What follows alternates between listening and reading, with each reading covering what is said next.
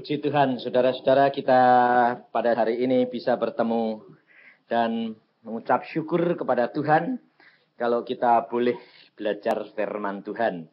Supaya pada masanya, di mana kesulitan-kesulitan, aniaya, dan kehausan datang, kita sudah penuh dan tidak akan ketakutan di dalam segala perkara. Karena kalau Yesus ada di dalam kita, maka kita akan tahan uji. Nah, itu loh. Salah satu ayat yang jelas memberikan kepada kita di mana saudara itu ada Yesus ndak? Ada di dalam dirimu ndak? Kalau ada, engkau pasti tahan uji sampai akhir. Tapi biasanya bagaimana? Nggak tahan. Tahan sebentar, gugur ya. Terus ingat, oh ya Tuhan Yesus masuk. Masuk, tahan, nanti lihat, gugur lagi gitu dah. Ini payah ya. Tetapi firman Tuhan mengatakan pada waktu ini, hari ini, saudara dan saya diminta oleh Tuhan mengadakan perjanjian, pembaharuan perjanjian. Jadi, dulu pernah janji, tetapi Tuhan tahu bahwa kita di dalam kelemahan. Maka Tuhan mau hari ini, siang ini, adakan pembaharuan perjanjian. Ini yang Tuhan tuntut kepada kita pada siang hari ini. Maka kita akan lihat bagaimana janji Tuhan dan bagian saudara. Apa yang harus dilakukan? Mari kita baca di dalam Mazmur pasal yang 81. Mazmur 81. Nyanyian pada waktu pembaharuan perjanjian. Nah, jadi kita harus baharui siang ini. Maka kita melihat perkara-perkara yang besar yang Tuhan sudah janjikan. Saya ingatkan lebih dahulu, karena pada waktu saya berdoa tadi, Tuhan memberitahukan, tadi saya beritahukan kepada saudara, supaya jangan sampai saya nanti utang. Bagi saudara yang punya family, punya saudara, yang menjadi beban saudara, banyak saudara mengatakan, tolong Pak Yusa, tolong Pak Budiono, tolong Pak Sam. Tapi Tuhan tadi pesan, engkau dapat mewakili. Jadi, kalau saudara punya saudara sakit, umpamanya mah, bluding, atau bagaimana, saudara nanti yang mewakili.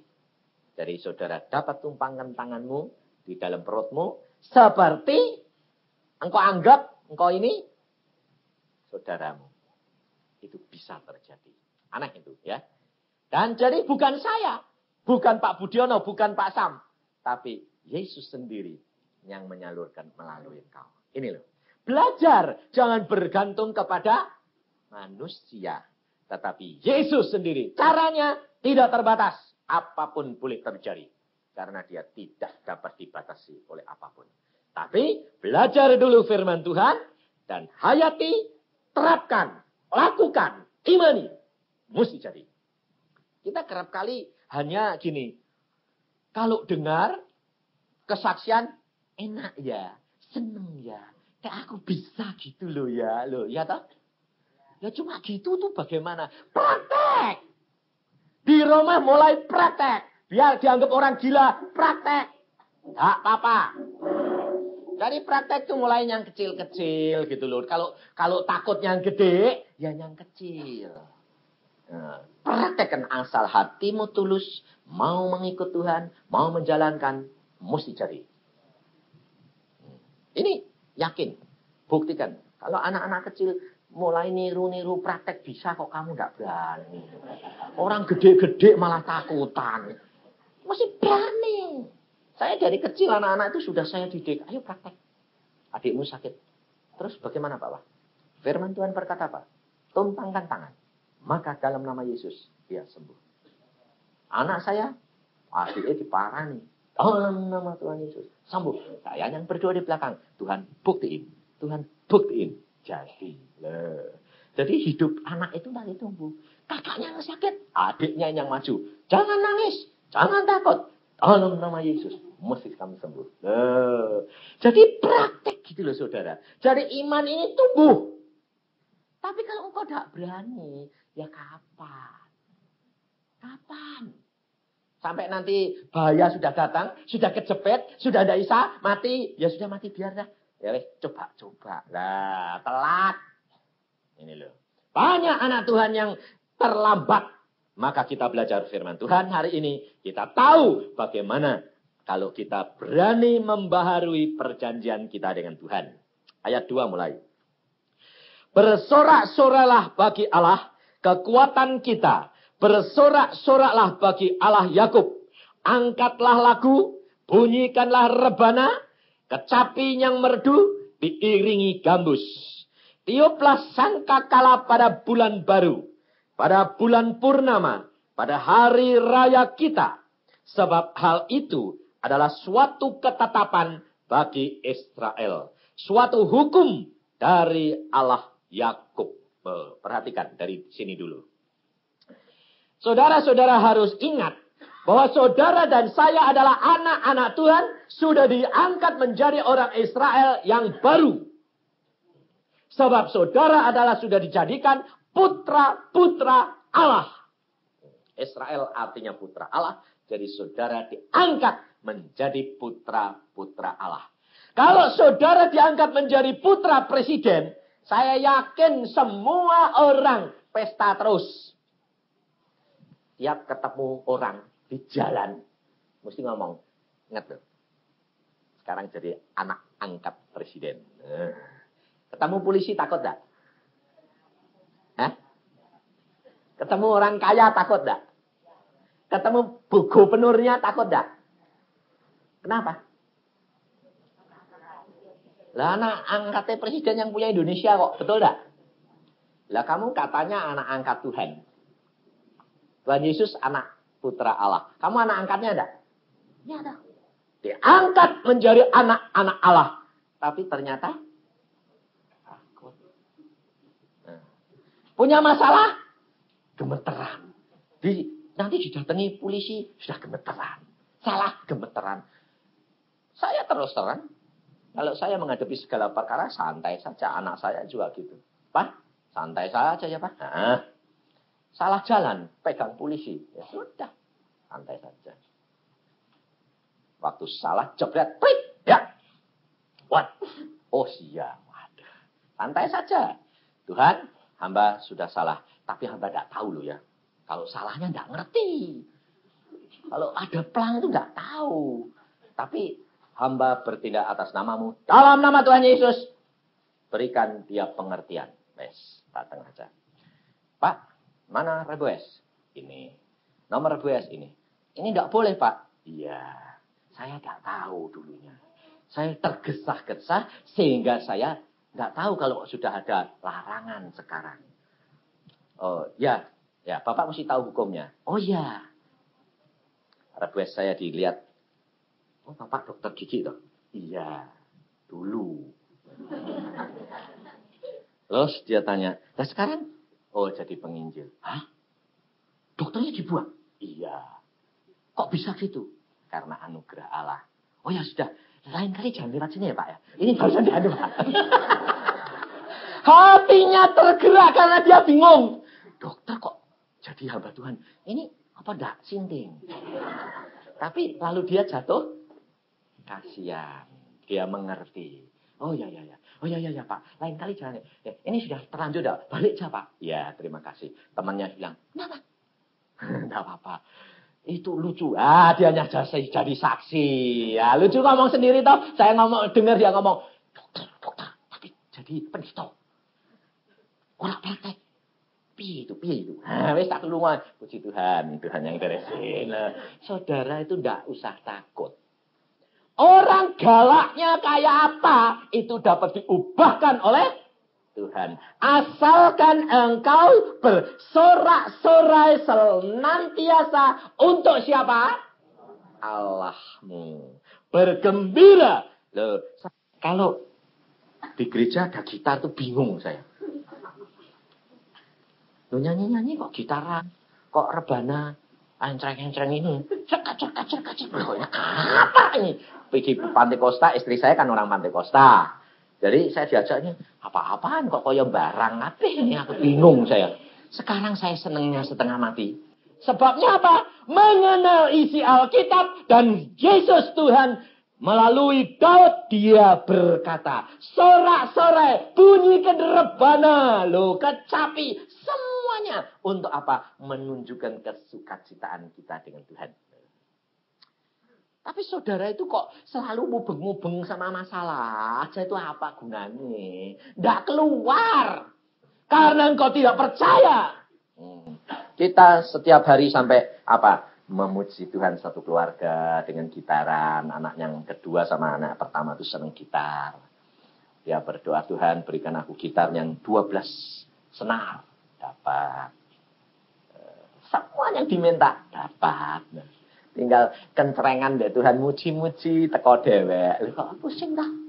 Wong bapakmu tuh tahu apanya engkau simpan di dalam hati. Apalagi persoalan yang bikin hati ruwet, pikiran ruwet, bapakmu tahu dah.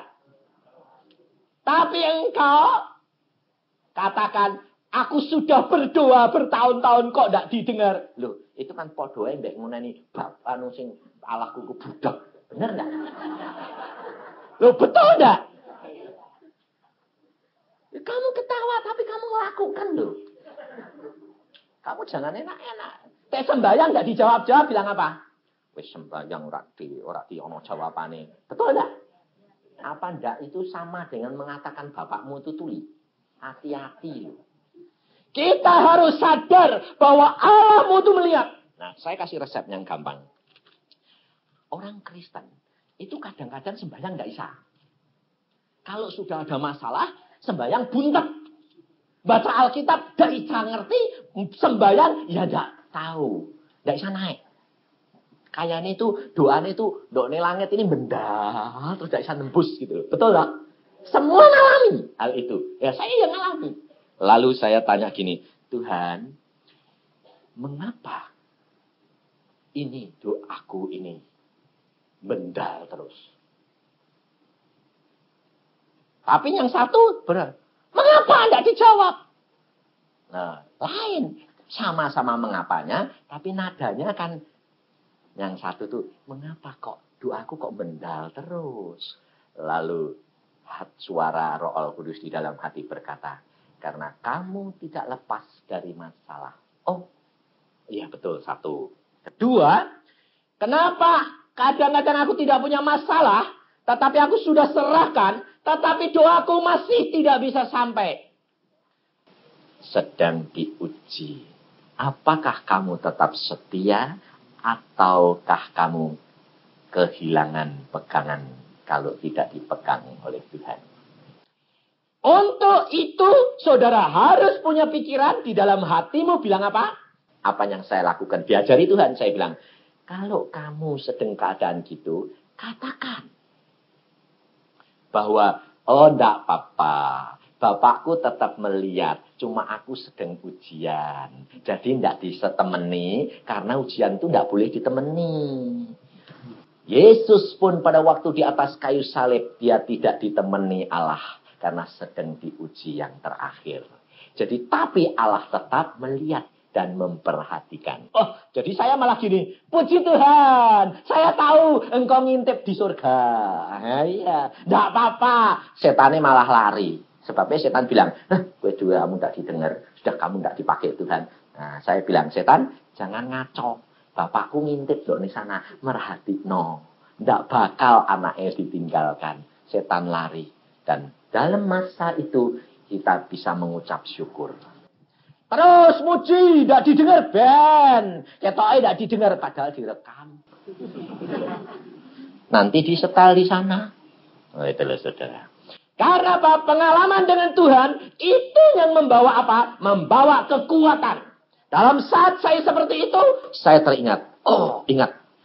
Doa-doa anak-anak Tuhan selalu masuk. Direkam dan masuk di meja Tuhan. Kalau Tuhan belum jawab sekarang, pasti Tuhan sedang mempelajari baik yang mana anakku ini aku akan lakukan. Ini saudara. Allah kita adalah Allah yang tertib. Allah yang tidak pernah tergesa-gesa. Allah yang tidak pernah mau terlambat. Tetapi Allah yang tepat pada waktunya. Engkau harus punya percaya di mana kalau engkau perlu dan waktunya sudah mepet, Allahmu pasti tolong. Dan tidak engkau dipermalukan. Itu pegang. Orang yang berharap kepada Tuhan tidak pernah dipermalukan. Asalkan engkau melekat kepada Tuhan. Selalu bersorak-sorai. Mulai dari hari yang pertama. Pagi itu loh. Sudah puji Tuhan. Baca Alkitab sudah mengucap syukur. Apapun Tuhan hari ini yang berlaku. Itu kehendakmu. Itu coba belajar gitu. Jadi saudara mengucap syukur terus. Jadi tidak ada kerutuan. Nah, kita belajar hari ini. Ini merupakan ketetapan. Ini merupakan hukum yang Allah kehendaki untuk kita, anak-anak Tuhan. Sebagai suatu peringatan bagi Yusuf, ditetapkannya hal itu pada waktu ia maju melawan tanah Mesir. Aku mendengar bahasa yang tidak kukenal. Aku telah mengangkat beban dari baunya. Tangannya telah bebas dari keranjang pikulan. Dalam kesesakan engkau berseru, maka aku meluputkan engkau. Aku menjawab engkau dalam persembunyian guntur. Aku telah menguji engkau dekat air Meriba. Semua ini bukan bangsa Israel. Ini saudara dan saya. Bahwa saudara diperingatkan, peringatan bagi Yusuf. Yusuf itu nama Yusuf adalah diberikan kepada Yusuf oleh Rachel. Disebabkan karena Rachel kepengen punya tambah anak banyak. Jadi bertambah-tambah. Ini merupakan suatu peringatan bagi engkau yang sudah dijanjikan bertambah-tambah. Bagi Yusuf, bagi engkau yang sudah diberikan hak untuk bertambah-tambah di dalam Tuhan. Engkau diharapkan, Yesus yang memperanakan engkau, Yesus yang melahirkan engkau, Yesus mengharapkan dan memberikan jatah bertambah-tambah. Tetapi tergantung daripada saudara dan saya sendiri. Dan pada waktu ia maju melawan tanah Mesir, aku mendengar bahasa yang tidak kukenal. Loh, seolah-olah dia sudah kehilangan arah komunikasi dengan Allah. Karena apa? Karena Yusuf dia dibawa ke Mesir sebagai budak belian. Padahal dia anak-anak perjanjian. Kenapa Allah berbiarkan kita menderita? Saudara perhatikan, Yusuf pada waktu dia dijual ke Mesir, dia jadi budak belian. Saudara belum mengalami seperti Yusuf. Tapi hari ini Allah mengingatkan kepada kita, apa yang engkau alami itu menuju proses di mana engkau akan diangkat tinggi-tinggi. Jadi ucapkan syukur, jangan takut, jangan khawatir, jangan bimbang. Allahmu tahu apa yang terbaik buat engkau. Tetapi kerap kali kita menjadi anak-anak Tuhan sudah terlambat. Sudah terlalu berat beban.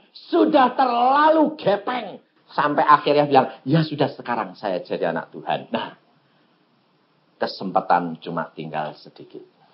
Hal ini saya alami pada waktu saya datang ke rumah sakit Darmo. Saya ketemu Dr. Budiono. Yuh, mau kemana? Kamar 11, saya bilang. Seorang ibu umur 51 tahun, dia kena kanker. Kemudian, hari Rabu pagi, saya sebelum ke Women Aglo, saya datang ke sana. Bon Cafe, saya datang ke sana. Saudara tahu? Kita berdoa, saya tanya anaknya, bagaimana? Wah, Om, Mama tanya Om terus. Tanya saya? Iya, mana Yusa? Mana Yusa? Wah, untung-untung sudah hampir game. Jadi suaminya ya cemburu dong ya. Dia tanya Yusa, Yusa mana, Yusa mana, Yusa mana. Kemudian saya datang, saya berdoa, saya tumpangkan tangan, tas. Biasanya kalau numpangin tangan, itu aliran kuasa itu terasa. Ini, tangan ini dipakai Tuhan luar biasa, aneh. Kadang-kadang panasnya seru, kadang-kadang seperti air. Hari itu yang keluar cuma jentik saya. Loh, saya bilang, Tuhan, kenapa kok cuma jentik itu? Ini cer. Tuhan mengatakan apa? Cuma tinggal 1/5. Nah, jadi tidak bisa sembuh, Tuhan. Sudah tinggal 1/5.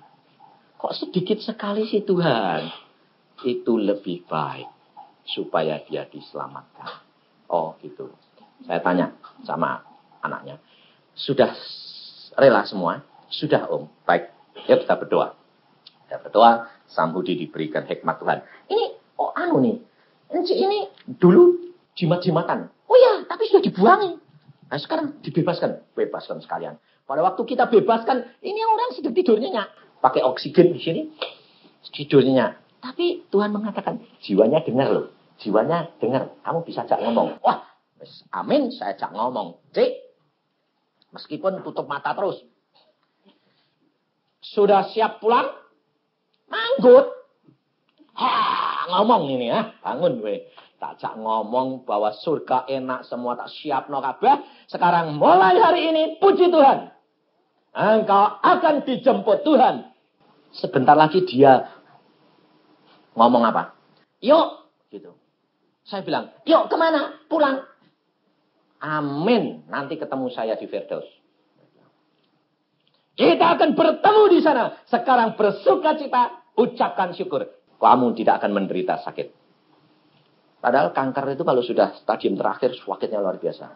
Tidak mengeluh satu pun, tidak sakit. Tidak. Dan kemarin, malam itu saya datang jam 8. Tapi malam itu sekitar jam 9. Dipanggil pulang. Dengan apa? Mendengar nyanyian-nyanyian dari puji-pujian anak-anak Tuhan. Tenang sekali Om. Dia dengar saya setelkan kaset. Terus mama pulang. Pulang. Sukacita loh saudara. Kepulangan seorang anak Tuhan itu indah di matanya Tuhan. Ini. Kita kerap kali takut menghadapi kenyataan. Karena apa? Kita datang kepada dia. Sudah terlambat. Maka dari itu, Tuhan hari ini, siang ini, mengajak saudara dan saya, baharui perjanjian itu dengan Allahmu. Maka engkau akan melihat bagaimana Allahmu akan membela engkau sebelum terlambat. Yusuf, dia mengalami perkara itu, tetapi dia tidak pernah mengeluh. Dia percaya bahwa Allahnya itu meliputi dia. Menyertai dia. Bahwa ternyata dia akan dipakai menjadi perintis. Untuk masuk tanah Mesir. Menjadi pemelihara segenap saudara-saudaranya. Tetapi harus melalui apa? Penderitaan. Harus melalui penjara. Harus melalui menjadi budak belian. Makin kamu ditekan. Makin kamu rendah. Makin harganya tinggi di hadapan hadirat Allah. Saudara.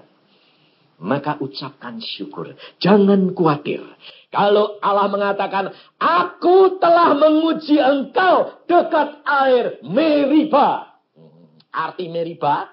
Itu adalah peperangan tetapi dengan gerutuan. Jadi bukan pergumulan tok, tapi pergumulan tetapi sambil gerutu. Itu arti Meriba.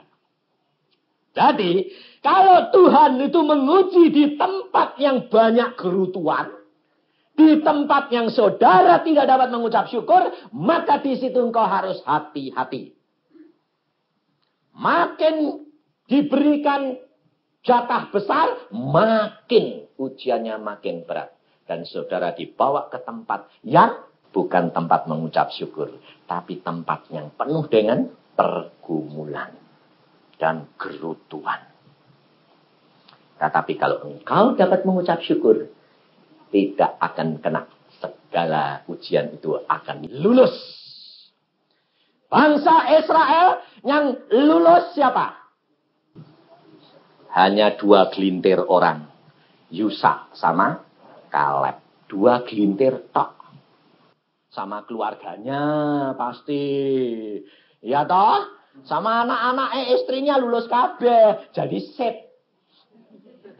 Buat Yusa ini. Tapi buat Anda sip enggak? Sip, bilang. Karena di samping Yusa ada Kaleb. Ada Kaleb yang dia juga berhasil. Tetapi Musa sendiri yang diberi karunia Allah luar biasa, berbicara dengan Allah, muka dengan Allah, tidak lulus. Kenapa? Karena hatinya pahit. Disebabkan karena orang yang dipimpin yang menyebabkan hatinya Musa pahit. Ibu-ibu, anak-anak, yang memimpin keluargamu siapa? Suami. Di gereja yang mimpin kamu siapa? Pendeta. Di persekutuan yang mimpin kamu siapa? Adalah pimpinan. Itu bisa gugur. Tidak ada jaminan untuk dia kuat. Musa jatuh karena apa? Karena bangsa Israel yang dipimpin gerutu hatinya pahit. Lalu dia tidak boleh masuk tanah Kanaan, menikmati air susu dan madu. Jadi kalau anak-anak sama istri banyak gerutu, memaitkan hati suami, bisa masuk Kanaan enggak suaminya? Jadi pegang peranan istri itu penting enggak? Yang masuk Kanaan siapa? Yusa. Yusa itu siapa toh? Pembantune Musa. Kacungnya Musa. Yang masuk. Saudara tahu. Jangan sampai nanti rumah tanggamu kocar-kacir. Yang nikmati air susu dan madu siapa? Pembantu. Karena apa? Kamu mengatakan, jadilah anak Tuhan. Jadilah anak Tuhan. Tuhan kuasa. Di rumah tangga ini diadakan persekutuan. Istrinya banyak nggerutu. Anaknya nggerutu. Suaminya pahit.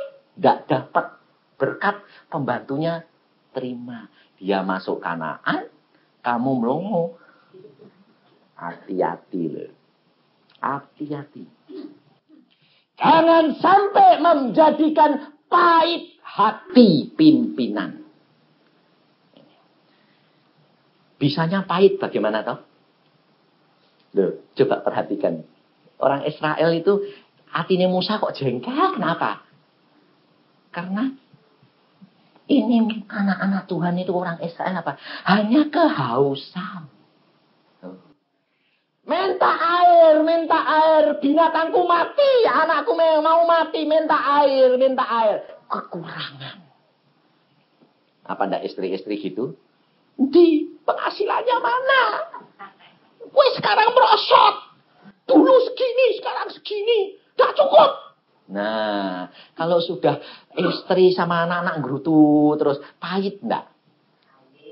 Kalau sudah pahit keluar omongan yang apa? Yang jengkel. Dan itu membawa akibat tidak masuk tanah Kanaan. Tidak membawa kebahagiaan. Karena kalau hatinya pahit, suami ini lalu tidak senang pulang. Kalau dia, kok tidak pulang-pulang? Tidak pulang salah, pulang salah. Kalau pulang, minyak gini sudah pulang. Hasilnya kurang. Ya wes, bingung-bingung. Ya wes mikir, apalagi yang saya kerjakan. Wong di kantor sudah ada kerjaan, mau pulang kok disemprot, mubeng-mubeng, golek anu. Tapi puter-puter sampai di rumah enggak dapat hasil ya. Telat mulai. Untuk apa?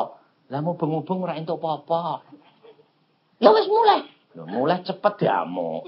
Mulai lambat ya mau, bingung ini. Kalau bingung gitu nanti di tengah jalan kecantik. Apa? Dicumput wong liya karena apa? Lah wong liya gelem menghibur. Nah, ini loh saudara. Ini perhatikan. Jangan sampai hal ini terjadi. Jangan gerutu di dalam kepicikan. Tidak mungkin hal ini dibiarkan. Aku tidak sanggup untuk menanggungnya. Jadi kalau pimpinannya itu grogi, katakan saja, biarin. Tidak apa-apa, ojo khawatir. Allah kita Allah yang kuasa. Loh, saudara tahu. Kalau pada waktu bangsa Israel di tanah Mesir, dia ditekan, disuruh membuat botol, disuruh membuat bangunan-bangunan penuh dengan penderitaan, dijatah, dia berapa? Bernasar. Allah tolong lepaskan aku. Allah tolong lepaskan aku. Maka aku mau menyerahkan diri. Mengikut engkau. Turut engkau. Bekerja untuk engkau. Melayani engkau. Betul enggak? Ayo. Saat saudara-saudara di dalam kejepit gini loh. Nanti bilang, Tuhan balik ke dah Tuhan. Berkati neh ya Tuhan. Engkau tak pakai nggung kowe Tuhan. Buat engkau. Waduh ngoloke Tuhan. Ngerayune Tuhan lo. Pinter. Tapi kalau sudah seneng. Lupa. Hati-hati loh. Bernasar harus digenapi. Jangan sekali-kali nasar itu engkau batalkan. Berkatmu tidak akan datang. Nasar harus dipenuhi dulu.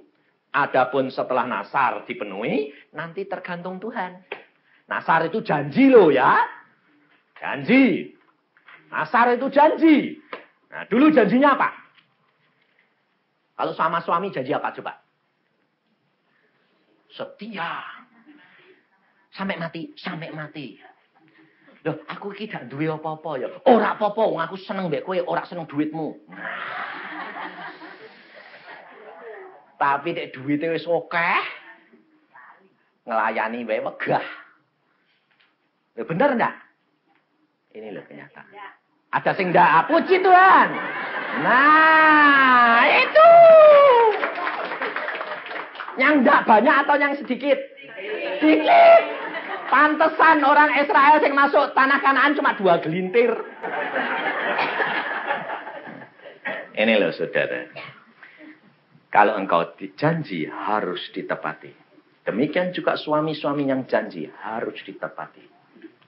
Kalau tidak, berkatmu tidak akan tiba. Karena engkau sudah berani berjanji, engkau harus tepati. Anak sakit, Tuhan sembuhkan dah. Engkau dek sembuh tak kekno kue. Gede-gede mau jadi hamba Tuhan. Ora. Jadi hamba Tuhan kere. Nah. Ini loh terus terang aja. Kayak Pak Budiono ini kan sudah sembuh dari sakit. Betul tak Pak? Nah, dari pangsui tuh ya. Nah, tek pangsui so praktek enggak toh? Hah? Loh, bisa enggak Bu? Bisa enggak? Kalau Bapak ini piansui bisa praktek enggak? Enggak bisa. Penghasilannya tambah apa kurang? Kurang. Tapi tek saiki ini Pak Budiono enggak nih di, ayo pergi sana, melayani. Deg-degan enggak?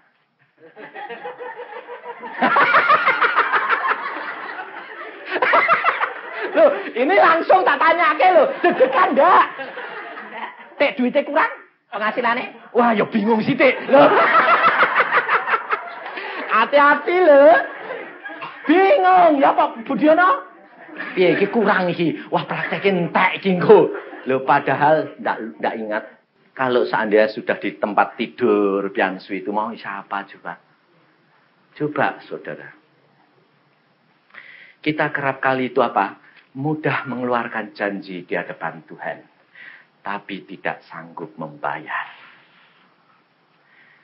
Tuhan katakan, jangan janji kalau engkau tidak sanggup membayar. Lebih baik kamu katakan, Tuhan, ini loh aku apa adanya. Apapun yang kau lakukan kepadaku, aku mengucap syukur. Itu lebih baik, saudara. Itu saya lakukan berkali-kali.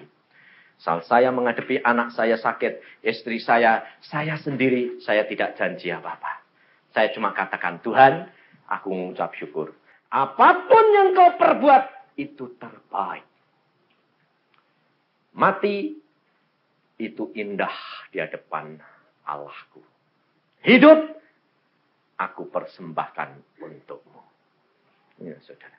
Dan Allah memberkati berlimpah-limpah. Sampai bingung sendiri kadang-kadang. Karena apa? Karena kita tidak pernah apa-apa. Kita hanya, Tuhan, setiap saudara tahu saya berdoa apa yang saya minta. Tuhan, jadikan aku berkenan di hatimu. Bagaimana caranya Tuhan? Aku dapat menyenangkan hatimu. Ini saudara. Doa saya tiap hari. Saya hanya katakan, Tuhan, bagaimana aku dapat menyenangkan hatimu. Karena aku tahu kalau aku menyenangkan hatimu, aku mendapatkan segala perkara yang menjadi milikmu. Banyak orang kaya, harta warisannya tidak diberikan kepada anak-anaknya. Tapi diberikan kepada orang lain yang menyenangkan hati dia. Betul tidak? Apalagi Allah kita yang punya langit dan bumi. Maka saudara, engkau harus percaya. Setiap masalah yang terjadi dalam hidupmu, Allahmu sudah tahu. Dan kalau engkau menyenangkan hati dia, dia pasti akan memperhatikan engkau. Apapun. Ini loh saudara. Kita harus belajar dan praktek. Saya ini seorang hamba Tuhan yang tidak punya apa-apa. Artinya punya karunia kesembuhan ya enggak. Punya karunia apa-apa saya enggak. Saya hanya mau dengar-dengaran dari Tuhan.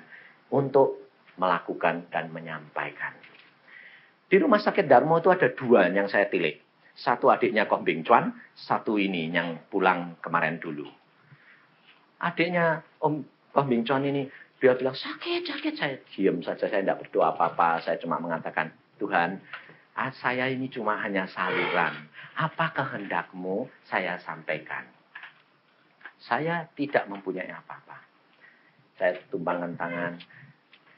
Dan saudara tahu, Tuhan cuma ngomong, aku sedang proses. Sedang tak sambung sing retak-retak. Kok malah nggerutu. Oh. Lalu saya bilang sama nyonya ini. Ibu. Tadi malam itu Tuhan sedang sambung. Kalau dioperasi itu sakit enggak toh? Sakit. Itu sedang disambung-sambung sama Tuhan yang retak-retak. Kok malah ngomel? Dia nangis. Dia bilang, sebelumnya itu saya ya terima kasih Tuhan, terima kasih. Tapi sejak sakit, aduh gak tahan. Saya bilang, lu Tuhan kok sakit loh. Ngomel. Itu sedang dikerjakan. Saya bilang, nangis dia.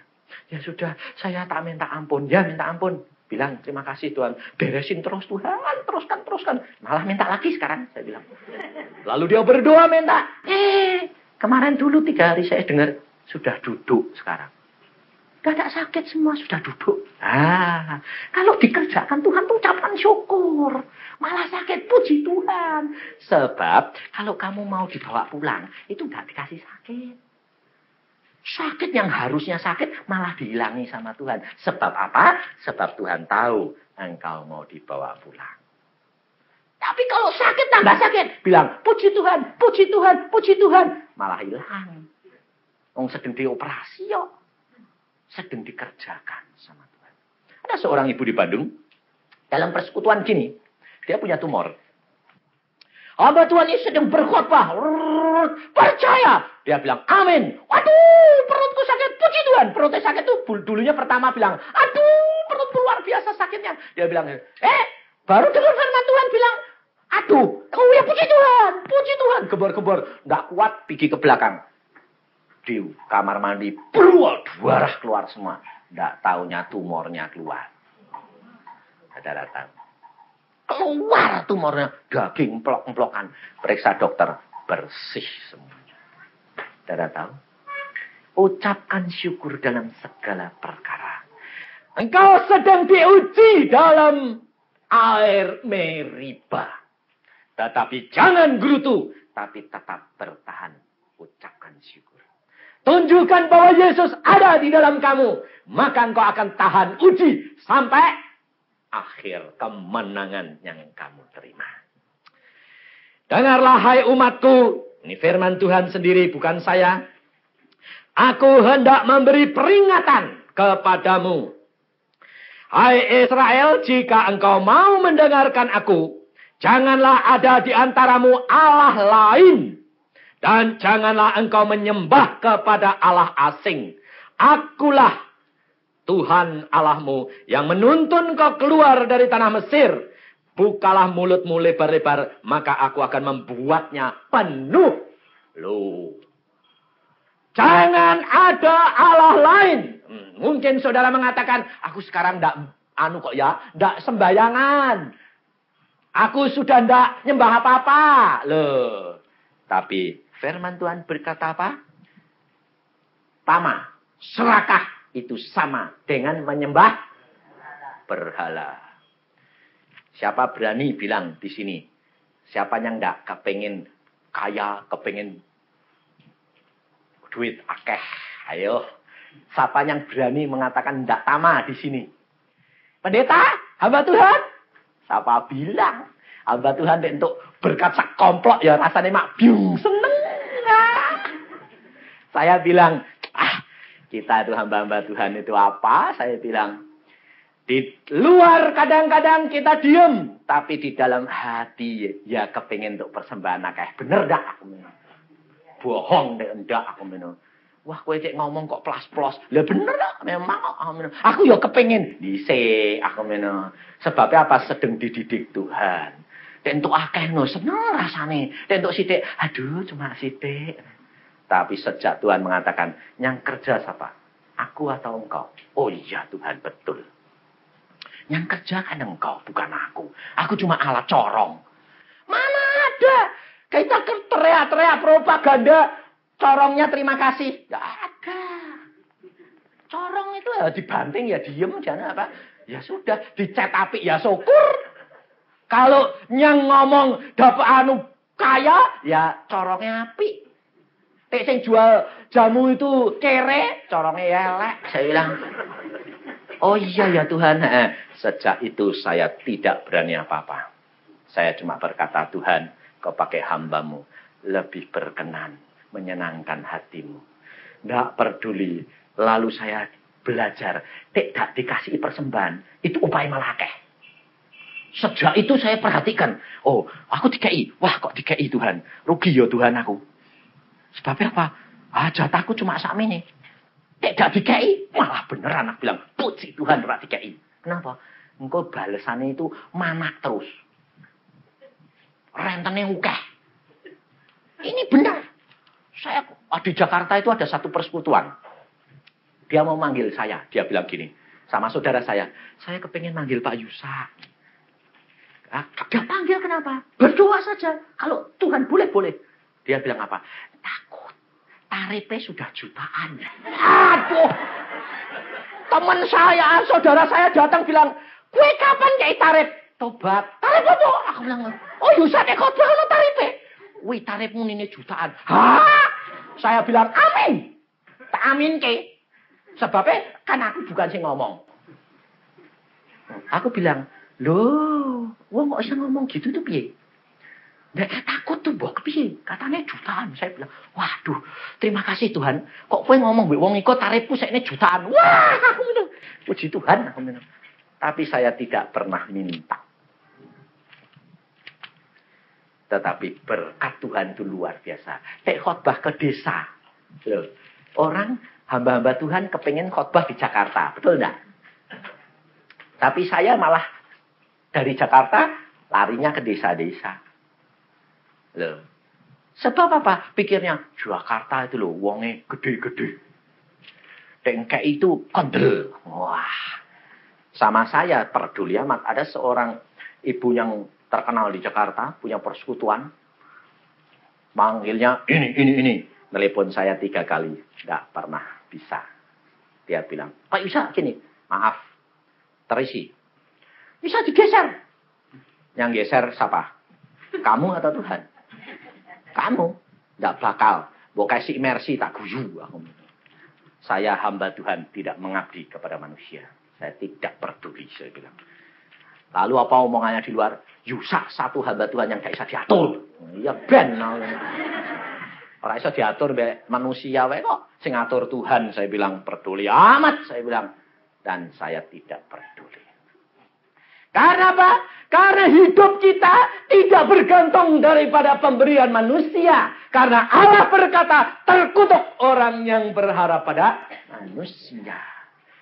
Siapa orang yang tidak kecewa harap sama orang? Kecewa. Biarpun itu loh suamimu sendiri, istrimu sendiri, ibumu sendiri, anakmu sendiri kecewa, saudara. Tapi kalau kau harap pada Yesus, engkau tidak akan pernah dikecewakan. Maka firman Tuhan mengatakan, jangan kamu menyembah Allah lain. Berarti jangan kamu tamak. Lepaskan ikatanmu dengan ketamaan. Lepaskan ikatanmu dengan uang. Lepaskan ikatanmu dengan segala perkara yang bisa menyebabkan mengikat engkau. Buang. Karena itu sama dengan menyembah berhala. Orang yang biasanya nyanjung suami, pasti suaminya digandol orang.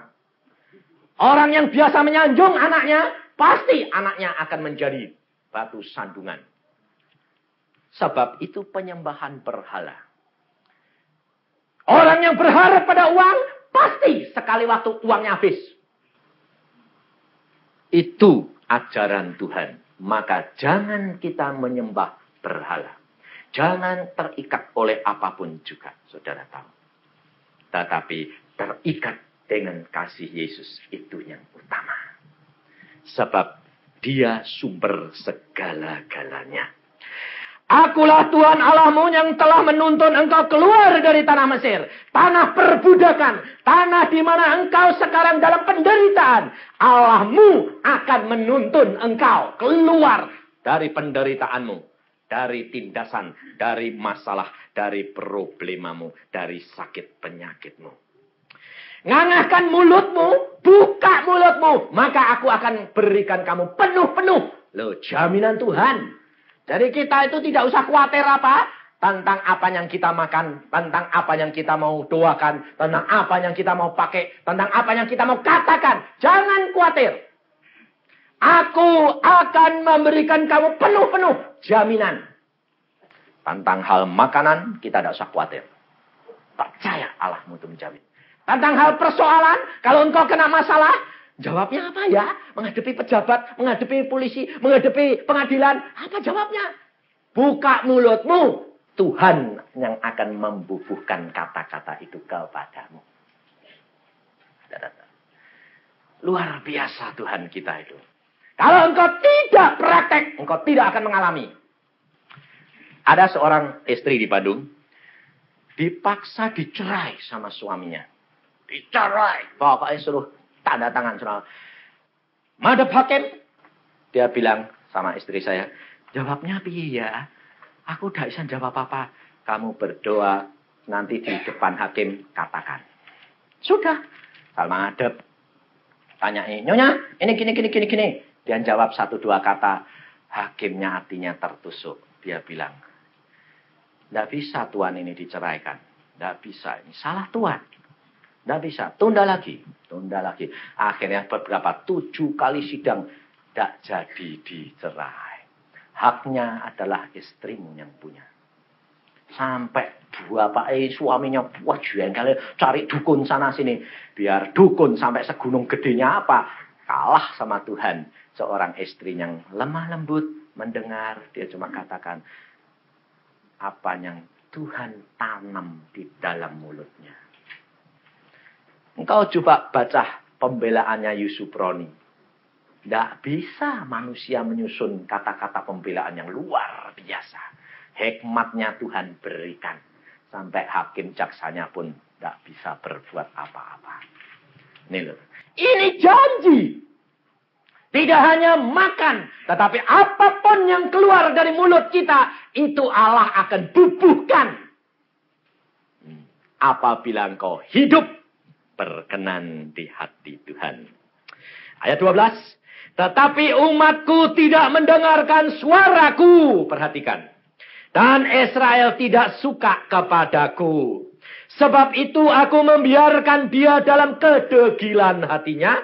Biarlah mereka berjalan mengikuti rencananya sendiri. Loh. Kalau saudara tidak dijawab Tuhan, periksa diri. Kenapa? Hatimu degil. Apa itu degil? Orang yang nggak tahu mandi bulanan itu loh. Sampai 2 kine kandel itu degil namanya. Dirinso pun nggak bisa habis. Tidak kulitnya disesek. Itu degil namanya. Saudara apa enggak punya hati degil? Punya kebiasaan yang senengnya coba. Senengnya mesti jajan terus. Ini ibu saya umpamanya. Yang ini kalau saya kasih perumahan orang lain nanti sakit hati. Ibu saya yang sudah enggak sakit hati. Ibu saya ini paling suka jajan. Makan di rumah kalau pakai nasi ya, nasinya putih kayak apa? Enggak seseneng kalau jajan di luaran. Wong nasinya krotok-krotok ya masuk tuh. Jajan terus senengnya. Lalu kalau sudah bawa pulang itu, aduh, sampai anak itu bilang, "Ma, enggak habis." Ben. Ayo, kayak mau pembantu kan? Lu kok jajan terus. Sampai pada waktu papa jatuh, ya tetap jajan. Sampai ini watak kok tidak bisa hilang sih, Ma. Wis gak ada duit no, Ma. Ben berliannya dol. Waduh. Itu tuh sifat itu terus terang sudah melekat. Loh, lah saudara ini kalau tukang marah. Tidak marah sehari enak enggak? Hah? Loh, benar. Yang sudah punya kebiasaan mulutnya ini mau marah terus bisa mingkem 1 hari. Saya yakin rumah tangga ini rasanya ayem tenteram, sepi. Malah pembantu bilang, "Dungaren yo. Kok sepi?" Betul enggak? Ini kenyataan. Saudara, hati yang degil. Kebiasaan dirinso pun durung bisa hilang. Digosok sama firman Tuhan, kurang sedikit. Tapi sampai rumah, lagi. Nanti ketawa dewek. Ngamuk meneh. Jadi kalau saudara tahu gitu, saudara masuk di bawah kaki Tuhan, katakan sama Tuhan. Baharui perjanjianmu dengan Tuhan. Allah berkata, memang kau degil. Tetapi Allah di sini berkata, ayat yang ke-14. Sekiranya umatku mendengarkan aku, bayangin, Tuhan Allah sendiri sampai berkata sekiranya. Mengapa Allah mengatakan sekiranya? Kenapa Allah yang Maha Kuasa tidak mengatakan anakku engkau turut aku? Tapi kenapa di sini ditulis sekiranya? Itu bisa jadi, bisa tidak. Sebab Allah adil tergantung daripada manusianya. Di sini Allah mengatakan, sekiranya umatku mendengarkan aku, sekiranya Israel hidup menurut jalan yang kutunjukkan, seketika itu juga musuh mereka aku tundukkan. Dan terhadap para lawan mereka, aku balikkan tanganku. Orang-orang yang membenci Tuhan akan tunduk menjilat kepadanya. Dan itulah nasib mereka untuk selama-lamanya. Tetapi umatku akan kuberi makan gandum yang terbaik. Dan dengan madu dari gunung batu, aku akan mengenyangkannya. Saudara, sekiranya kita hari ini membaharui perjanjian kita, maka segera lawanmu, penyakitmu, dan segala masalahmu, Allahmu akan bereskan. Dan engkau mendapatkan kemenangan demi kemenangan. Tetapi kita kerap kali tidak sepenuh hati menyerahkan kepada Tuhan. Kita hanya mau di mulut, mau di persekutuan, sedang dikuatkan. Kalau sudah di rumah, menghadapi masalah, lemes lagi.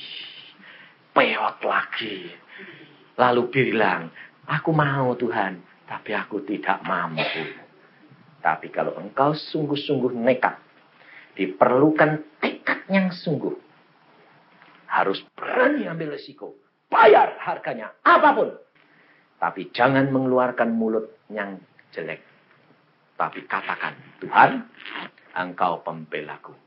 Apapun boleh terjadi, aku tetap mau setia kepadamu. Karena janjimu engkau pembelaku. Kau akan menundukkan lawan-lawanku. Musuh-musuhku akan menjilat. Berarti dia tunduk di bawah kakimu. Dan kau akan mengucap syukur kalau Allahmu Allah yang besar. Amin. Mari kita berdoa. Tuhan, firman-Mu sudah hamba sampaikan. Sekarang Tuhan, waktunya untuk anak-anak-Mu membaharui perjanjiannya dengan Engkau pribadi. Sekarang waktunya saudara, kau katakan kepada Tuhan-Mu, di dalam hatimu masing-masing, kau berjanji, engkau baharui perjanjian dengan Allah-Mu. Dari pihak-Mu engkau hanya melakukan menurut jalan yang ditunjukkan kepadamu. Firman-Nya ini loh, maka engkau akan menjadi seorang pemenang. Mari kita satu demi satu baharui perjanjian-Mu, supaya kita mendapatkan kemenangan demi kemenangan.